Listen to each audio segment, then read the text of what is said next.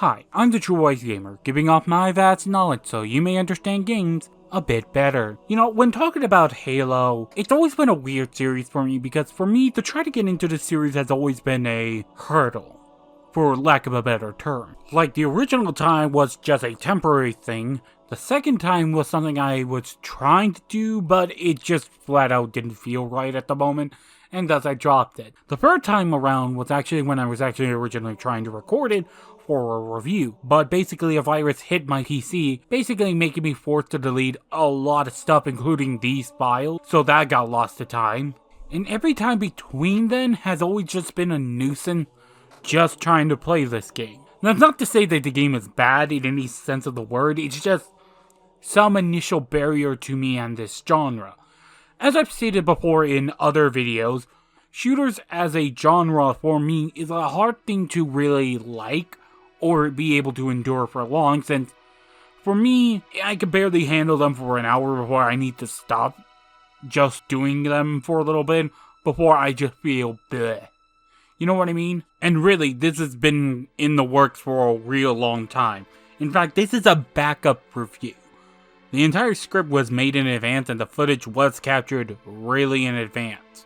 But I never got around to doing this because I was always more interested in doing literally anything else than talking about this game. But a problem happened where basically the review I was originally planning for this month was actually meant to be next month to actually correlate with the date of something important, which will come when that day comes.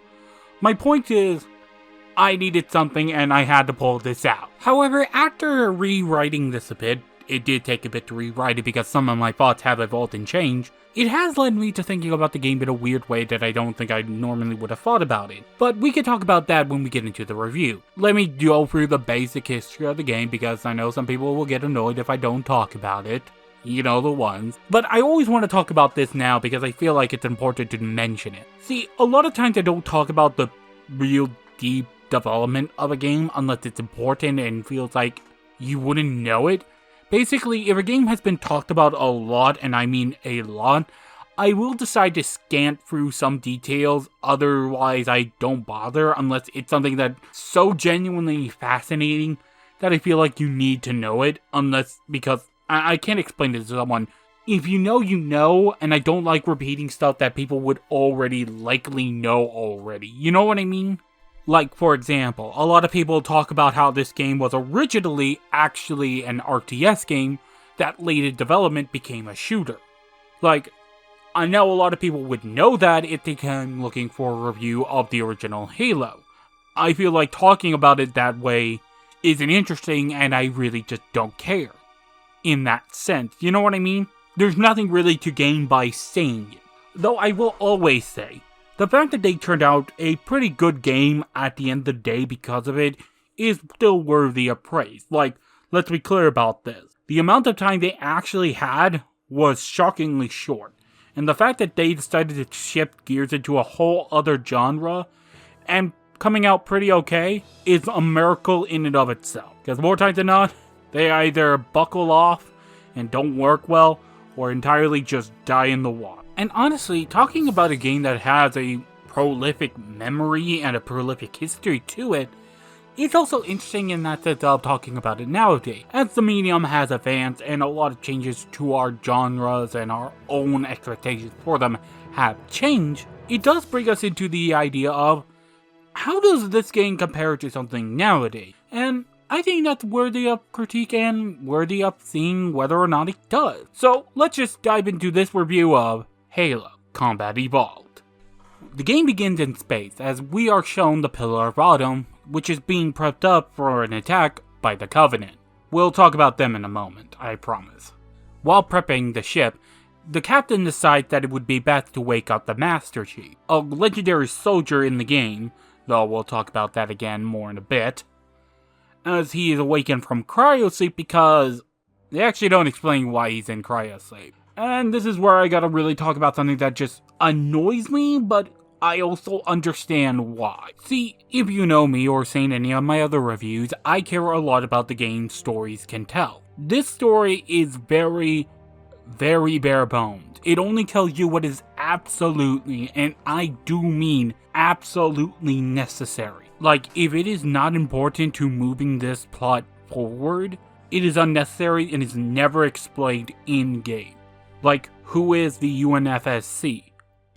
They aren't explained, and I just think they're like the Federation of Earth, but that's not entirely true from my research. Who are the Covenant?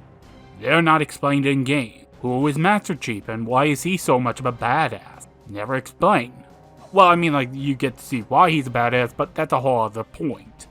Though, there's also the manual which sort of explains things, but I always toss that aside because, one, if you're going to tell a story, don't put it in the manual, unless we're talking about a really old school game like floppy disk type games, because there's literally not enough space in the game to tell it, and I see no reason why the game couldn't just say, hey, we are dealing with the Covenant, a group of aliens who believe in the same religion, that also led them to believe that humanity is also something that they must kill on sight. That's really all there is to it, because that is just what the Covenant is, essentially, and like, at the same time, in this story, it doesn't really matter why the Covenant hate us, it only matters that they hate us and want us dead.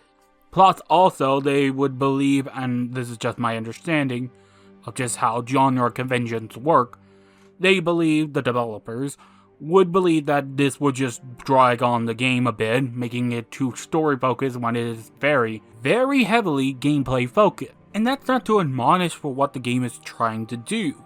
I'm just saying, you know, I think the intro could have been better. And like, I get also that they were planning on making this a huge universe. In fact, there was a prequel novel before this game came out that was released to basically expand the universe a little more.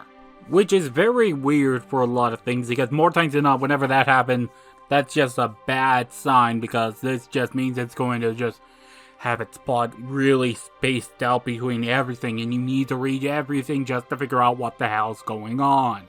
Granted, this game doesn't do that sin, well, until the later games, but that's a whole other matter.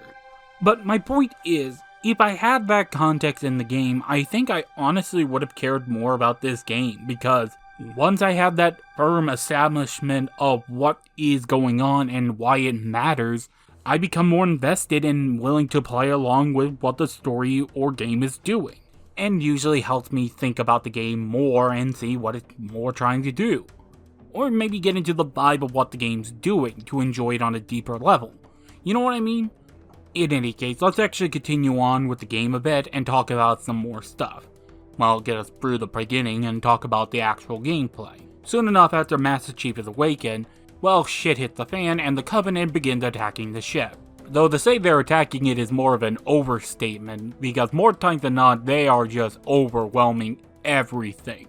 Coming in multiple forces, overwhelming everyone. Basically, for every one soldier you have, they have like 10. And this is where the gameplay begins. And well, you know, the hard part is talking about an old game is about usually talking about the differences between a more modern standard and the whole differences between it. But let's be clear about this. Halo standardized shooters for consoles, for lack of a better term. Like, sure, there were a few more shooters before and after it, but let's be clear about this. Halo standardized and made it the kind of uniform way we make shooters on console. Like, I'm not gonna bother talking about it because it's so standard that I don't need to talk to you about it. You know exactly what I'm going to say. And usually when people talk about a shooter, it's more or less trying to talk about the differentiations between one shooter between another, which is actually very small when you really start thinking about it. While its goals might be different, the ideas around it are not. Like, for example, you might be playing Battlefield or Call of Duty, but at the end of the day, they still play very similar to one another. They just have minor differences between how they want to do the thing they want to do. You know what I mean? But we'll go into that part a little more later on. Let's actually talk about one of the bigger notable things about this game that, well, spread to a lot of other games as well. That being the 2 weapon limit, which I'm not against, but I'm also understand what the game's trying to do. See, a lot of times back in the old days, everyone would just carry the same weapons. But ironically, this would cause a problem where usually there was always one weapon that was so good that everyone would just particularly use it more times than not. Like, for example, the super shotgun from Doom 2, which everyone uses all the time because it is categorically the best weapon in the game, bar none. Well, other than the BFG, but you know what I mean. Sometimes a weapon can become very powerful, and once a player realizes that a certain weapon is the best, they'll stick with it. And while that wasn't entirely true for this game, I was willing to more switch out weapons because sometimes the situation would demand me to switch out, and I wouldn't have the weapon I would need at that particular moment. And I thought to myself, hey, why not talk about the weapons as well? So let's actually go through them all. The weapon you're first introduced is the rifle, and I gotta just say this now, I hate this weapon. You'll never see me use it much of ever, and if I do, it is mostly because it is the only weapon I have at that particular moment. I just really hate this weapon. At best, it's mostly a weird version of a shotgun, because the bullet spread is so bad. Like, holy shit. Why would anyone use this except as a close range weapon? Which, ironically, a lot of this game's combat is very up close. Like, you're not even finding anyone from even a mid-range. And ironically, one of the only really mid-range weapons in the game is your pistol.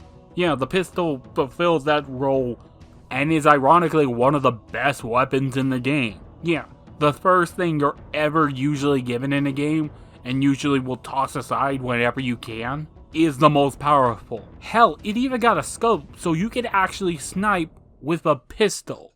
Though actually, in universe, it's a Magnum, which is just more insane if anything, but whatever. The actual sniper rifle is a bit weird, because you barely ever get a chance to use it in most situations. Like, there's a few, but it's a really situational weapon that only appears, again, at particular spots. You actually also have access to the alien weapon, though they have a weird function in-game. As basically, while they are powerful, they're not able to be reloaded, thus they need to be tossed aside, which really goes with the game's core mechanics, really. And ironically, they are the best weapons to handle the other aliens, which I find hilarious, but it happens sometimes. Though there are only like 3, yeah, literally only 3 alien weapons. The one I use the most, ironically enough, was the plasma rifle. A rifle that basically just fires energy shots, but more times than not, they're really useful since it's very accurate, while also being very powerful in most close range, but also good as a mid-range weapon at times. So I used it whenever I needed to be in more firefights that I didn't want to be up close at the moment. The Needler is the only alien weapon that requires reloading, but more times than not, you don't want to do that because it's not that even useful to begin with. It's interesting, but not good. Essentially, they can follow an enemy after they're fired, but it's a very soft lock-on, so it won't turn corners or anything like that. It will turn, but not in a way that will be helpful. You know what I mean? And they're only really strong when they're really bunched up together to deal a lot of damage really quickly. The enemies use it, and it's fine on them, but more times than not, it's not that useful. Your plasma pistol, which is mostly there to be used for an overcharge shot, which basically removes one of the more core mechanics of the game, that being shield. Shields in this game work fundamentally different than how shields worked in the old days. Essentially, shields work more in that it acts as your health, but it is regenerative. Basically, you have infinite shield. And this fundamentally changes how normal shooters worked at the time. Normally, while shooters back in the old days would allow you to make some mistakes, there was a hard line about how many mistakes you can make. With shields, though, the mistakes you can make are vastly increased due to the nature of how shields work. Since it could regenerate over time, it means you could take on riskier options and allow yourself to be in positions that in normal shooters, you would never really consider. But that doesn't mean your shield is invulnerable. You still need to be careful and dodge shots whenever you can, and it's actually very important to realize this when you realize that alien shots are telegraphed. That means you can actually see them while they're shooting. Meaning dodging is way more of an actual option than just having to just hide around corners a bit. Though you will still do that just because of your shields. However, that just means fights are more quick to the point. Basically, you either win them or you're losing them and you're retreating. You know what I mean? Each firefight is usually quick enough to the point that you're just moving on to the next one. While in more traditional shooters at that time, would have made it so that you couldn't just gun and run every room. Well, unless you already knew the room, but that's a whole other matter. And honestly, that is exciting to try to see if I could do it in one shot. Trying to make a quick plan on the fly, rather than meticulously planning some of my adventures a little ahead of myself. You know what I mean? Though if I had any real complaints about it, I'll talk about it more when I keep going about the plot, since it's better to talk about those individual things when we talk about them. But otherwise, I do want to say I enjoy the combat and the gameplay in and of itself. We'll deal with that later.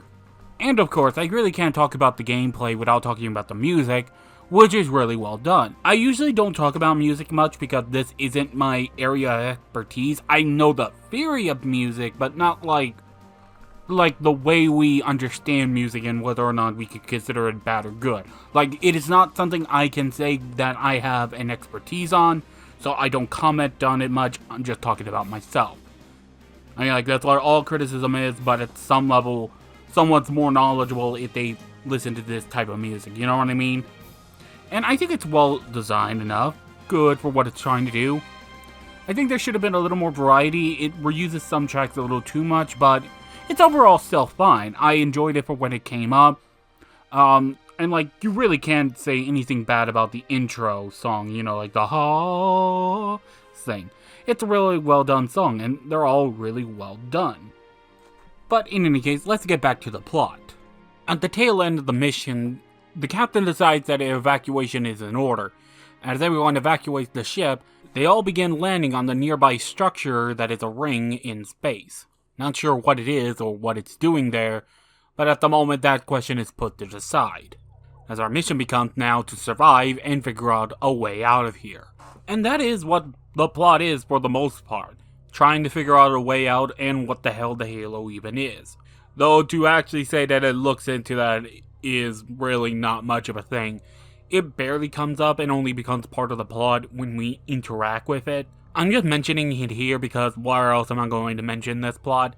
Like, I want to say again, I think the structure's fine, I just would have liked a little few more details here or there that would have just added to the overall game. Anyway, after a few more levels, you are quickly ordered to go somewhere where basically the Covenant is acting all crazy like, not really sure what's going on as you soon meet the Flood. Essentially, they're like the thing that just capture every living thing around them and just make it a part of themselves. That's just essentially what they are. And they are the next enemy type we will meet. These little smaller enemies are basic. More times than not, you don't need to worry about them unless they are like literally flooding you like in this level. More times than not, they're not a threat. Hell, in later levels, I never worried about them and just literally moved on. Because the other enemy is way more of a problem, that being the Flood Soldiers, where they have basically infected soldiers of both sides and are using them against you. These can be very dangerous depending on if they're using the human weapons. If they're using the alien ones, they're still a problem, but they're not like an abject problem, you know what I mean? And well, they start, flooding everywhere and basically become a problem on the Halo. And while trying to find out what to do against them, you are teleported to somewhere called the Library. And let me tell you, this is the worst level in the entire game, bar none. And really, it took me talking about this level a bit and thinking about it to make me realize why I think the levels in Halo are actually pretty good. Yeah, I haven't really talked about the level design, even though it is actually the one aspect about the game that I think is really good. Essentially, Halo's levels are usually freeform, or at least area freeform, where basically an area in a map is usually big enough to where you have options about how you go to your target. Let's choose this map, for example. Maybe when I drive in here, I'll just go through it normally, straight line through, one end to the other end. Or maybe I could take this tunnel down here to go to the other side, circle back up to the top, and handle everyone there. Or maybe go in the back way around, take the tunnel, go through that, and go through there.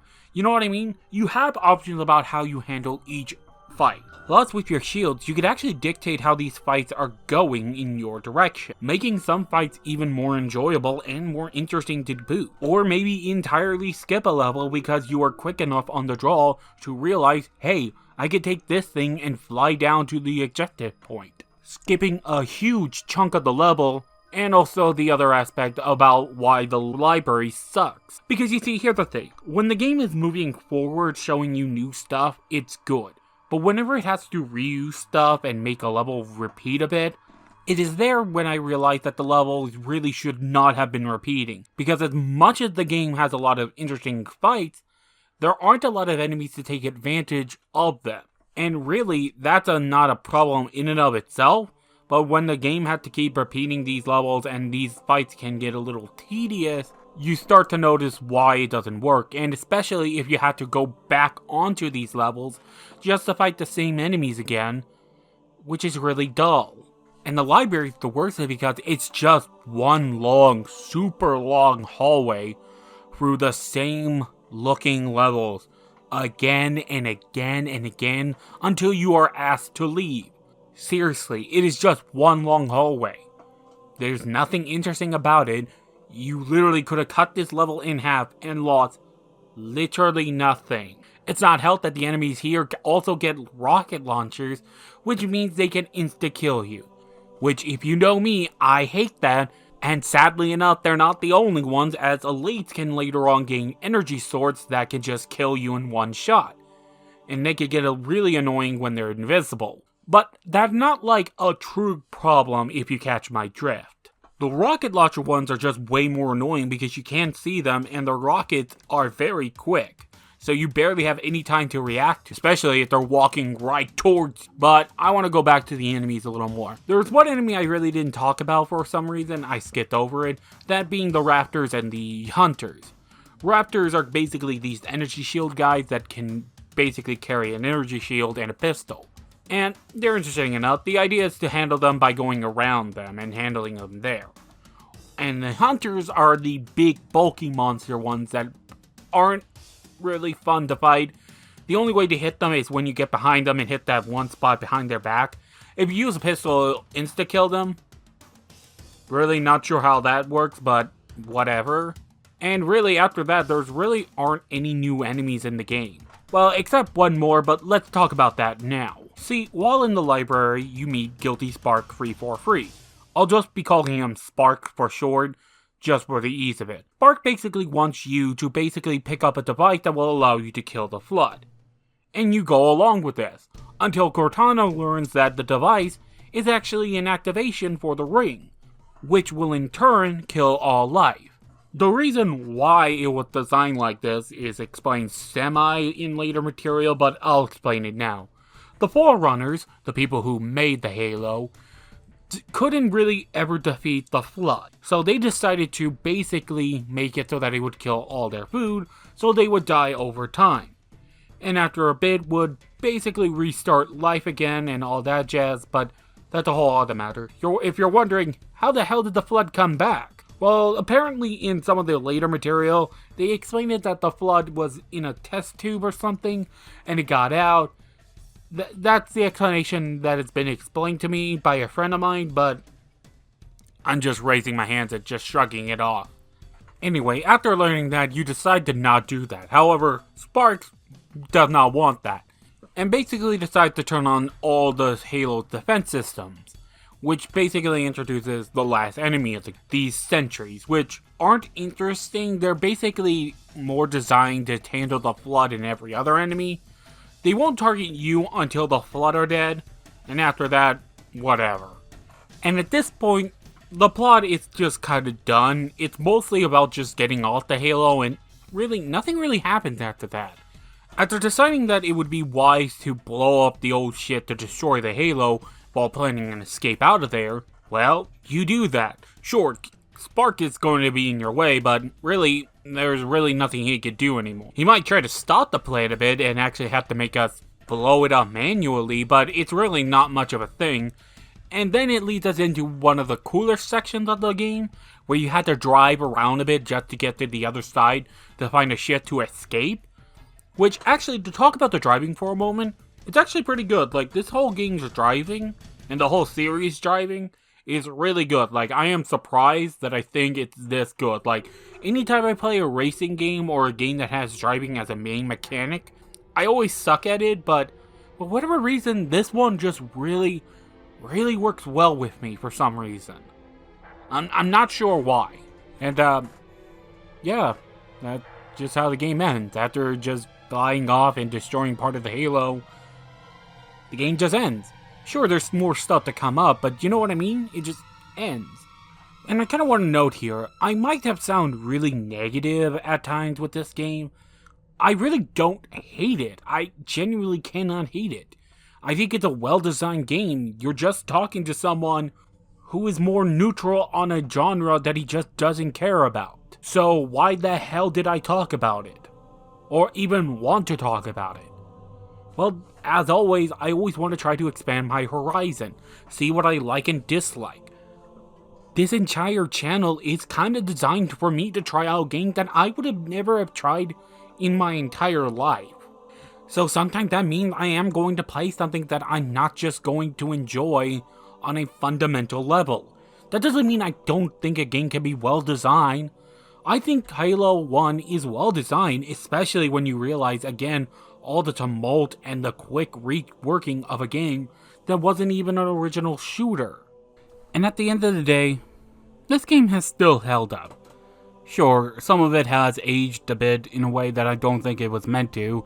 Some of the levels are still not as interesting as they should be. And for all the good it can do, it still feels there. Like a first piece of a puzzle. Like the first part of a game that wants to be more. And I can say for certainty, the sequel is better. Like, in so many goddamn ways. I might cover that game some other day, but not today. For now, let's rest.